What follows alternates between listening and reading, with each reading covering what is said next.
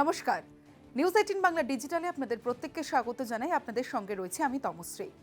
কোটা সংস্কার আন্দোলনকে কেন্দ্র করে উত্তপ্ত হয় বাংলাদেশ, যেখানে অগ্নিগর্ভ হয়ে ওঠে ওপার বাংলা। শয়ে শয়ে মৃত্যু, আগুন, ভাঙচুর, কিছুই বাদ যায়নি। প্রধানমন্ত্রী পদ থেকে ইস্তফা দিয়ে দেশ ছাড়তে বাধ্য হয়েছেন শেখ হাসিনা। আর হাসিনার পদত্যাগে ঠিক 3 দিনের মধ্যে বাংলাদেশে তৈরি হয়েছে অন্তর্বর্তীকালীন সরকার, যেখানে প্রধান উপদেষ্টা মোহাম্মদ ইউনূস। একে একে থানা খুলতে শুরু করেছে, কিছুটা ছন্দে ফিরছে বাংলাদেশ। এরই মধ্যে চাঞ্চল্যকর তথ্য সামনে আসছে। বিস্ফোরক অভিযোগ বিএনপির মহাসচিবের। আজ অর্থাৎ মঙ্গলবার বেলা 11টা নাগাদ সৈয়দপুর বিমানবন্দরে নেমে ঠাকুরগাঁও যাওয়ার সময় শহীদ সরণিতে নেতাকর্মীদের উদ্দেশ্যে বিস্ফোরক মন্তব্য করলেন বিএনপির মহাসচিব মির্জা ফখরুল ইসলাম আলমগীর।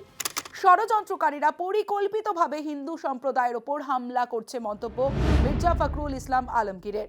জানিয়ে ইতিমধ্যেই শোরগোল পড়ে গিয়েছে বাংলাদেশে।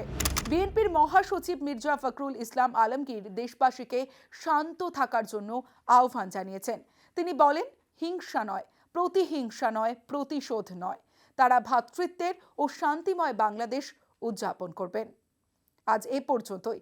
বাংলাদেশের সব আপডেটের জন্য অবশ্যই দেখতে থাকুন নিউজ 18 বাংলা।